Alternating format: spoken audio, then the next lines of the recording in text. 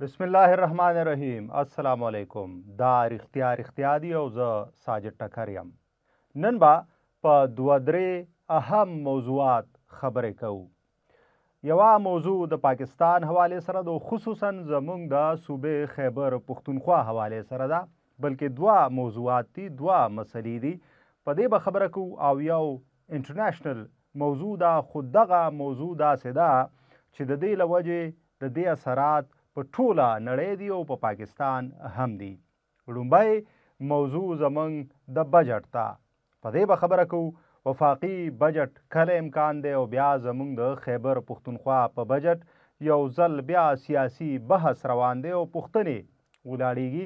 دغه شانتې بیا د ټرمپ لخوا ځینې عجب بیانونه مخې ته راغلي دي، خو بهرحال دغه بیانونه ښکاري داسې چې حوصله افزا وي، ځکه چې دعوه یې کړې ده چې نور جنگ نه غواړي.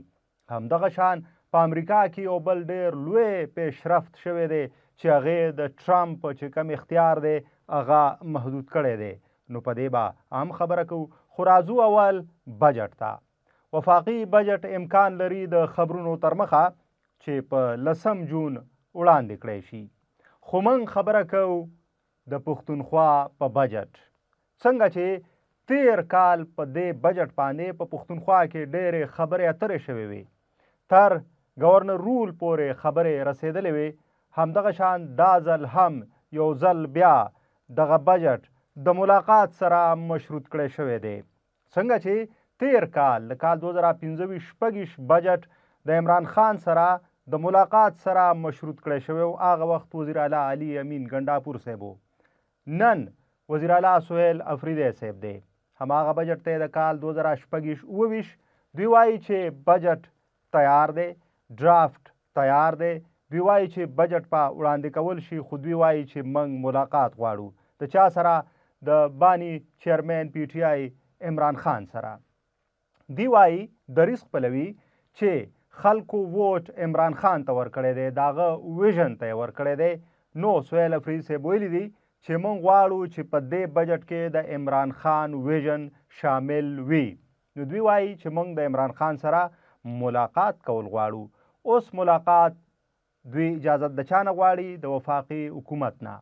اوس په دې خبره کوو چې یو خوا صوبه ده، صوبه په مسلو کې ګیره ده.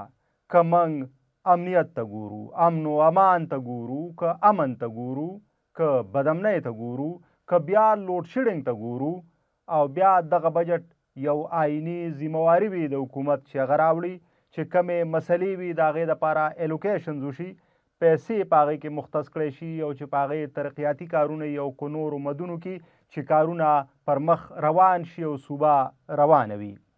نو یو خوا دغه بجټ باندې اوس بیا بحث روان دی، یعنی که د یو کم 13 جون یا د 13 جون پورې دا بجټ نه راځي، نو بیا ځینې ماهرین دا وایي چې د گورنر راج خطره هم کیدی شي.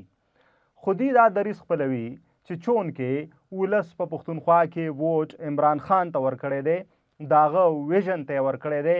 نو سهیل افریدی صاحب چې دا مهال چیف ایگزیکټیو دی د خیبر پښتونخوا، هغې وایي چې موږ د خپل بانی چیرمن عمران خان سره ملاقات کول غواړو، تر څو په دغه بجټ کې د هغې ویژن خبرې انپوټ شامل وي.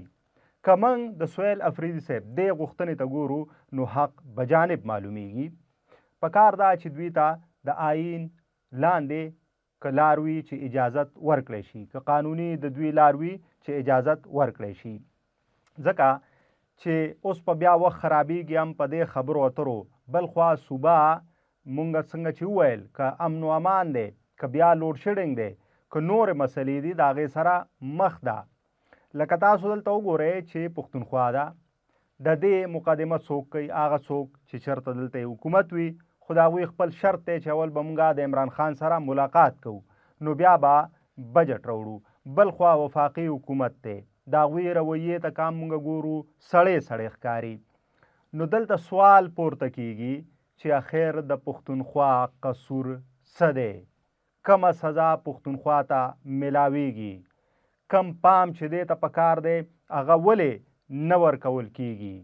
د امن و امان په مد کې چې کم ګامونه اخیستل پکار دي، د ترهګرۍ د مخنیوي لپاره چې کومې لارې چارې لټول پکار دي په هغې ولې پرمختګ نه کیږي که تاسو وګورئ څومره واقعات په دې پښتونخوا کې کیږي بېګناه خلک معصومه خلک په هغې کې په نښه کیږي ولې سوال دا دی چې دغې طرف ته پام ولې نشته صرف صوبایي حکومت نه یادو د وفاقي حکومت نه هم کلکه ګیله ده چې ولې د هغوی دې طرف ته پام نشته بیا په داسې حالاتو کې د صوبې او د وفاق کوارډینیشن رابطه کاري ډیره زیاته ضروري وي هغه ولې نشته ذمهوار څوک دی سوال بیا هغه دی چې د پښتونخوا قصور څه دی اوس راځو هم د دې پښتونخوا یوې بلې مسلې ته لویه مسله ده د لوډ شیډینګ یو خوا دا دعوه کیږي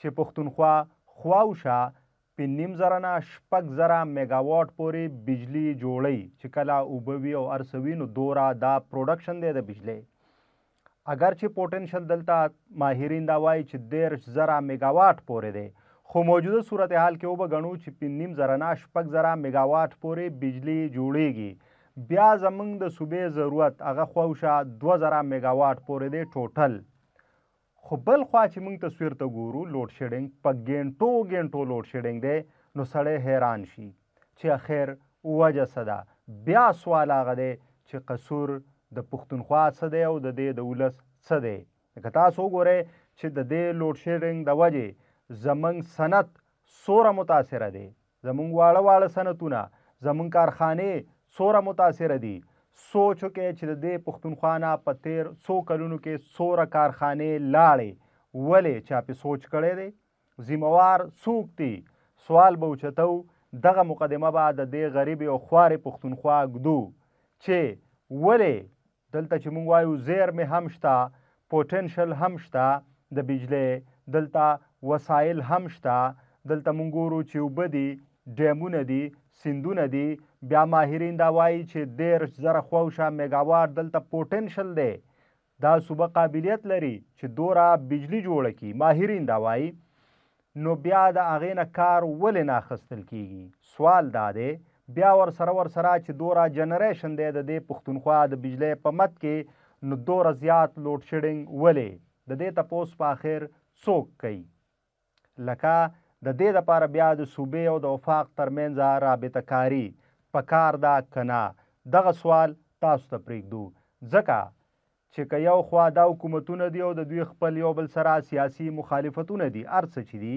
خو په مینس کې ولس دی او دې ولس هر چا ته ووټ ورکړی دی خو نن که موږ ګورو نو حال دغه دی بیا د صوبایي حکومت دغه دریځ چې ووټ خلکو د عمران خان ویژن ته ورکړی دی خو دلته خبره دا ده چې کله حکومت جوړ شي نو حکومت بیا د ټول ولس وي یعنی د پښتونخوا د ټولو ضلعو د ټولو تحصیلونو د ټولو کلو د هر وګړي حکومت دی اگر چې په ووټ د پی ټی آی جوړ شوی دی خو دا حکومت اوس د ټول ولس دی بیا هم دوی دا ویل چې د حکومت په خپل کاري صوبه چلول او د تنظیم یعنی د پاټۍ د تنظیم به خپل کارونه وي که هغه احتجاج وي او که جلسې کول وي خو هغه هم موږ ته نه ښکاري ځکه نو دا مهال موږ ته صوبه په لویو مسلو کې ښکیل ښکاري راځو اوس بلې انټرنیشنل مسلې ته څنګه چې موږ وویل د ټرمپ او د ایران ترمنځ مسله د ټرمپ حوالې سره دوه خبرونه دي په یو خبر کې د ټرمپ د وزرو پرې کولو کوشش شوی دی او هغه کامیاب شوی دی دغه کوشش د امریکې په ایوان نمایندگان کې شوی دی ووټینګ شوی دی قرارداد راغلی دی چې د ټرمپ د ایران خلاف د جنگ چې کم اختیار دی هغه کمول شي د دې قرارداد په حق کې 215 سوټونه راغلي او په مخالفت کې 208 څلور ریپبلیکنز هم ډیموکریټس ته ووټ ورکړی یعنی ټرمپ ناکامه شوی دی او د دې قرارداد مطلب دا دی چې اوس په د کانګرس نه باقاعده اپروول اخیستل وي که د ایران خلاف نوره جګړه یا جنگ کول وي یعنی جنگ خاتمې طرف ته روان دی بله دا چې په 22 جون د لبنان او اسرائیل ترمنځ هم د مذاکرات امکان څرګند شوی دی. بله دا چې 13 ورځو کې ټرمپ نتنیاهو دګلی هم و چې ته نور واوړه چې موږ دا خبره راټوله کړو. د بل یو خبر تر مخه ټرمپ خپل مشیران ته ویلي دي چې امریکا به نور د ایران خلاف جنگ نه کوي. اوس ټرمپ غواړي چې ټول زور په سفارتي لارو چارو راوړي.